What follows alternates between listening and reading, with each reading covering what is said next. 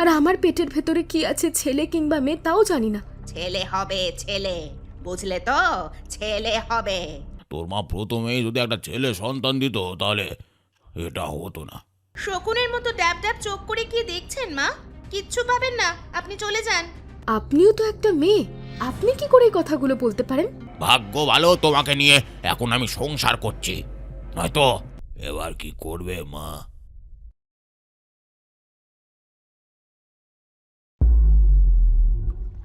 তাড়াতাড়ি তাড়াতাড়ি কর, বাসনগুলো তাড়াতাড়ি মেজে ফেল, আমি এক্ষুনি আসছি। ঠাকুমা রত্না দেবী প্রচুর রাগী একটা মানুষ। তার ভয় সকলে জড়সড় হয়ে থাকে। রত্না দেবীর উপর ঘরের বৌমা এবং পাড়া প্রতিবেশী কেউ কোনো কথা বলতে পারে না। হাতে করে কিছু কাপড় নিয়ে চলে আসে রত্না দেবী। কয়েকটা জামা কাপড় রত্না দেবী ছোট বাচ্চা মেয়েটার দিকে ছুঁড়ে দেয়। আমি কি এত কাজ করতে পারি ঠাম্মা? আমি বলেছি না, আমাকে একদম ঠাকুমা বলবি না। আমি তোর ঠাকুমা হতে চাই না। এগুলো তাড়াতাড়ি কেচে ফেল, নয়তো তোর কপালে দুঃখ আছে। এদিকে প্রতিমা অসুস্থ হওয়ায় আস্তে আস্তে পুকুর পাড়ের দিকে এগিয়ে আসে। তার 8 বছরের ছোট বাচ্চা মেয়েটা পুকুরে নেমে ঘরের কাজ করছে। প্রতিমা সেখানে গিয়ে বলে, আচ্ছা মা, অতটুকু মেয়ে কি আর এত কিছু করতে পারে বলুন? আপনি ভেতরে যান, আমি সব করে দিচ্ছি। বৌমা, একদম আমার মুখের ওপরে কথা বলবে না। তুমি আমাকে চেনো না, ঘরে যাও। এই অবস্থায় তোমাকে কোনো কাজ করতে হবে না। তোমার যদি ঠান্ডা লেগে যায় আর সেই ঠান্ডা আমার নাতির গায়ে লেগে যাবে, ক্ষতি হবে না আমার নাতির? মা, ওই কুসুম আপনার নাতনি, আপনারই তো বংশের। আপনি ওর ওপরে এত অত্যাচার করেন, আর আমার পেটের ভেতরে কি আছে, ছেলে কিংবা মেয়ে তাও জানি না, তার উপর এত ভালোবাসা। একদম মুখে বাজে কথা বলবে না। ছেলে হবে, ছেলে, বুঝলে তো? ছেলে হবে। আমি বলে দিলাম, ছেলে ছাড়া যদি অন্য কিছু হয়েছে তো মার মেয়েকে ঘর থেকে ধাক্কা মেরে বাইরে বের করে দেব, আর আমার ছেলের আবার বিয়ে দেব। এ আপনি কি বলছেন? আপনিও তো একটা মেয়ে, আপনি কি করে এই কথাগুলো বলতে পারেন? এই এই চুপ করো তো। আমাকে এত জ্ঞান দিতে এসো না, আমি তোমার জ্ঞানের ধার ধারি না। এই মেয়ে, তুই হাঁ করে এই দিকে কি দেখছিস? হ্যাঁ, তাড়াতাড়ি কাজ কর। এই বৌমা, তুমি ঘরে যাও। কুসুম কাজগুলো করে ফেলে। এইদিকে বেলা হয়ে গেছে। রত্না দেবী মাছের ঝোল আর ভাত রান্না করেছে। এখন একটু বেশি ভালোবাসছে, কারণ বৌমার নাকি ছেলে সন্তান হবে বলেছে পাশের বাড়ির দাইমা। বৌমা, খেতে এসো। বৌমা আর তার মেয়ে কুসুম খেতে আসে। থালার দিকে তাকিয়ে ছোট্ট বাচ্চা মেয়েটার চোখ দিয়ে জল গড়িয়ে পড়ে। ও ঠাম্মা, তুমি তো আমাকে শুধু ভাত দিয়েছো, আর তোমরা মাছের ঝোল ভাত খাচ্ছ। আমাকে মাছ দেবে না? হ্যাঁ মা, এটা তো ভারী অন্যায়। আপনি ওকে একটুকু মাছ দেননি? ঝোল দিয়ে ওইটুকু বাচ্চা মেয়ে শুধু শুধু ভাত খেতে পারে? তোমাদের মুখে দেখছি বেশ বড় বড় কথা বেড়েছে। যাকে যা দিয়েছি সে সেটাই খাবে। আচ্ছা দাঁড়া মা, আমি তোকে মাছ দিচ্ছি। একদম না, একদম কিচ্ছু দেবে না, মেরে ঠ্যাং ভেঙে দেব নয়তো। প্রতিমা আর কিচ্ছু বলতে পারে না, ভয়ে চুপচাপ খেতে থাকে। মাছ যেন মাছের কাঁটা হয়ে গলায় বিঁধছে তার। কুসুমের চোখ দিয়ে জল গড়িয়ে পড়ে। সেদিন রাত্রেবেলা কুসুমের বাবা অমিয় ঘরে আসতেই কুসুম তাকে সমস্ত কথা বলে। আমার ভালো লাগে না বাবা, ঠাকুমা আমার সাথে খুব খারাপ ব্যবহার করে। আমি কি করব বল, আমার কি করার আছে? তোর মা প্রথমেই যদি একটা ছেলে সন্তান দিত তাহলে এটা হতো না, বুঝলি তো? বাবা, ছি ছি ছি ছি ছি, তুমি এটুকু বাচ্চা মেয়ের সামনে এত কথা বলতে পারলে? তুমি কি মানুষ? না তো কি, আমাকে দেখে পশু মনে হচ্ছে? ভাগ্য ভালো তোমাকে নিয়ে এখন আমি সংসার করছি, নয়তো নয়তো কি? হ্যাঁ, নয়তো কি? ঘরে ঝগড়াঝাঁটি চলতে থাকে। তা শুনে রত্না দিব্যি বাইরে বেরিয়ে আসে। এই এই তোরা কি শুরু করেছিস রে? আর বৌমা, তুমি এখনো ঘুমাওনি কেন? তোমার পেটের সন্তানের ক্ষতি হয়ে যাবে না? আমার নাতি বলে কথা, যাও যাও ঘুমিয়ে পড়ো। এই কুসুম, আয়, আমার পা টিপে দিবি আয়। না, কুসুম যাবে না। ঘরের কাজের বেলায় আমরা মেয়ে, আর কিনা বংশের প্রদীপের বেলায় ছেলে। হ্যাঁ, একটা মেয়ে না থাকলে আপনার বংশের প্রদীপ কিভাবে জ্বলতে পারে আমিও তা দেখব। মেয়ে ছাড়া কোনো পরিবারের বংশধর আসতে পারে না, তারপরও মেয়েদের উপর এত অত্যাচার, এত বৈষম্য।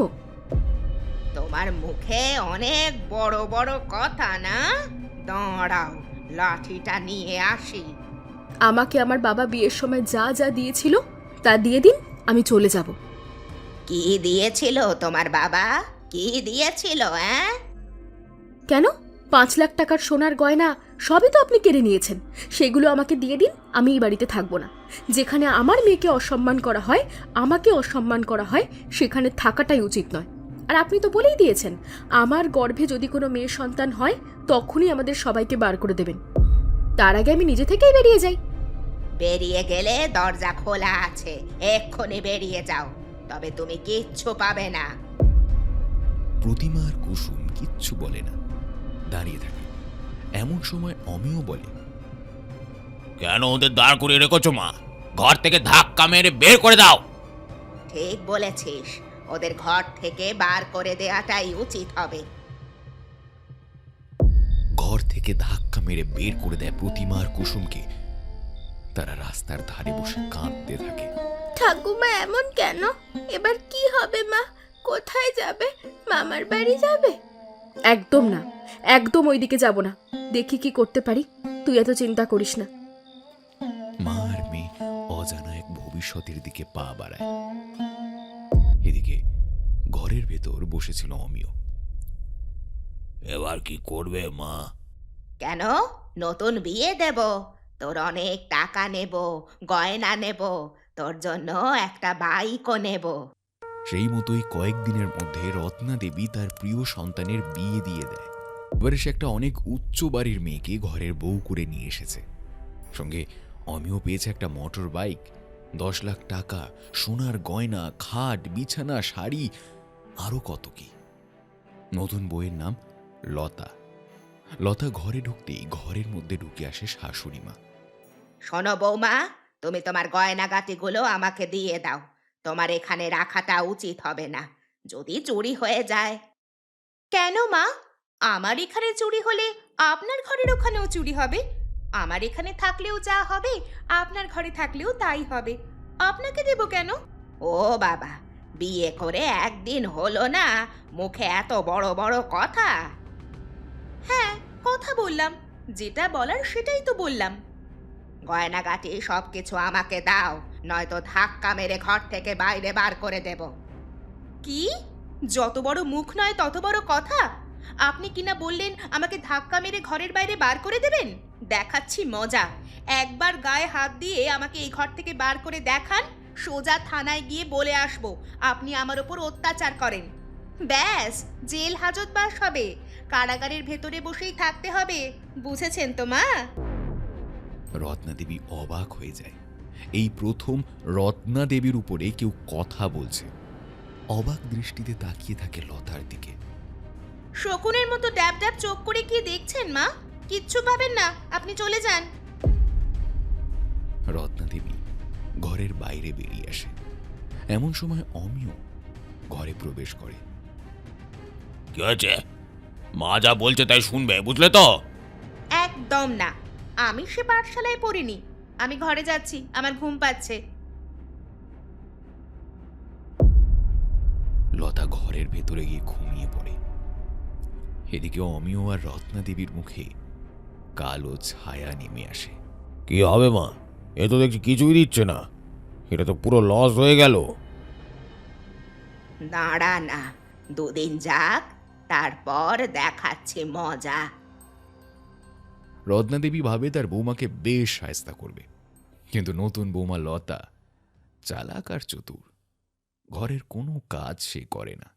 সেদিন রত্না দেবী নতুন বৌমাকে গিয়ে বলে, বৌমা, বৌমা, তাড়াতাড়ি ওঠো, আজকে কাপড় কাচাকাচি করার দিন। যাও, গিয়ে কাপড় কেচে নিয়ে আসো। কে বললো আমি কাজ করব? আমি কোনো কাজ করতে পারবো না। তার মানে? আপনি কি বাংলা ভাষা বোঝেন না? মানেটা তো খুব স্পষ্ট। আমি কোনো কাজ করতে পারবো না। তোমার এত বড় সাহস আমার মুখে মুখে কথা বলো? আমার প্রথম বৌমা কিন্তু এমনটা ছিল না। সে আমাকে খুব মান্য করত। অবশ্যই মান্য করত। আর মান্য করত বলেই তো আপনি তাকে ঘর থেকে ধাক্কা মেরে বাইরে বার করে দিয়েছেন, তাই না মা? তবে আপনি আমাকে সেরকম পেয়ে যাননি।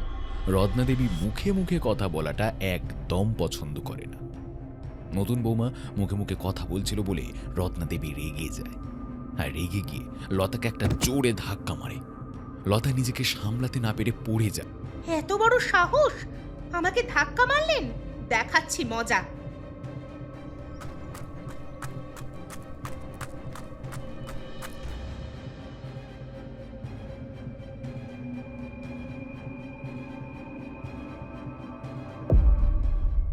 রত্নদেবী আর অমিত নামে কে আছে এখানে? কেন, কি হয়েছে বড় বাবু? এই তো আমি। বধূ নির্যাতনের দায় আপনাদের জেলে থাকতে হবে।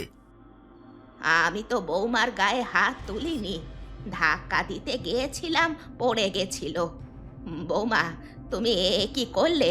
পুলিশ ডেকে নিয়ে এলে যে? তুমি তো আমার সাথে কথা বলেও মিটিয়ে নিতে পারতে ব্যাপারটা। ভাবলেন কি করে? হ্যাঁ, পুলিশ অফিসার ইনি আমাকে মেরেছেন। আর দেখুন, মেরে আমার মাথা ফাটিয়ে দিয়েছে। আর আমার স্বামীও এর সঙ্গে জড়িত। ওদের সবাইকে ধরে নিয়ে যান। বধূ নির্যাতনের দায়ে রত্না দেবী আর অমিয়র জেল হয়ে যায়। কেটে যায় 2 বছর। এদিকে জেল খেটে বিধ্বস্ত অবস্থায় অপমানিত হয়ে ঘরে ফিরে আসে অমিয় আর রত্না দেবী। ওরা ফিরে আসতেই লতা এগিয়ে আসে। আমি এরকম মানুষের সঙ্গে ঘর করতে পারবো না। আমার জীবনটাই নষ্ট করেছে। আমাকে তুমি মুক্তি দাও, আর মুক্তি বাবদ কিছু টাকা দাও। না না, আমি কিছু দিতে পারবো না। এখানে সই করে সমস্ত টাকা পয়সা না দিলে আবার জেল খাটতে হবে। অমিয় ভয় পেয়ে সই করে দেয়। লতা অনেক টাকা পয়সা চেয়েছে, তার জন্য তাকে সমস্ত কিছু বিক্রি করে দিতে হয়। এই নাও, তোমাকে আমি টাকা দিয়ে দিলাম। তুমি আমাকে এবার মুক্তি দাও। টাকা নিয়ে লতা চলে যায়। এদিকে অমিয় আর এই সংসারে থাকতে চায় না, কারণ ভিটে বাড়ি জমি সমস্ত কিছু তাকে টাকা দিতে গিয়ে বিক্রি করে দিতে হচ্ছিল। আর এদিকে সবাই তাকে ছিছি করছে। লজ্জায় অপমানে সে বাড়ি ছেড়ে চলে যায়। আমাকে ছেড়ে কোথায় যাচ্ছিস বাছা? আমাকে ছেড়ে কোথায় যাচ্ছিস? দাঁড়া দাঁড়া বাছা, দাঁড়া। অমিয় কোনো কথা শোনে না। রত্না দেবী দুঃখে ভেঙে পড়ে। বাড়িতে বাড়িতে ভিক্ষা করে তাকে চালাতে হয়। এভাবে ভিক্ষা করতে করতে একদিন একটা বাড়ির সামনে গিয়ে হাজির হয় তিনি। কিছু খেতে দিবি মা? বড় খিদে পেয়েছে। ছেলে আমার ত্যাগ করেছে আমাকে, আর দেখে না রে। ঘরের ভেতর থেকে কুসুম বেরিয়ে আসে। আরে ঠাম্মা, তুমি? আমি তোমার কুসুম। তোমার একই অবস্থা। আসো আসো, ভেতরে আসো। ঘরের ভেতর থেকে বেরিয়ে আসে প্রতিমারা সেখান থেকে অপমানিত হয়ে চলে আসার পর অনেক কষ্ট করে নিজেকে দাঁড় করিয়েছে। সেলাই করে একটা ছোট দোকান খুলেছে। তার আর একটা ফুটফুটে ছোট্ট মেয়ে হয়েছে। কুসুম এখন ভালো স্কুলে লেখাপড়া করে। রত্না দেবী চোখের সামনে কুসুমকে আর প্রতিমাকে দেখে চমকে ওঠেন। এটা আমি কি দেখছি? কেন মা, আপনার বংশের সন্তান আপনাকে খেতে দিচ্ছে না? রত্না দেবী কান্নায় ভেঙে পড়েন। আসো ঠাম্মা, আসো, ভেতরে আসো। মা, আমার খুব খিদে পেয়েছে, খাবার নিয়ে আসি।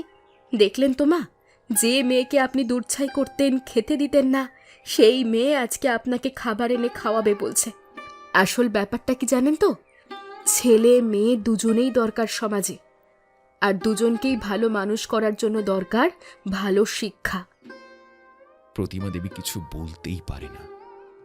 কান্নায় তার চোখ দিয়ে কেবল জল পড়ে যায়।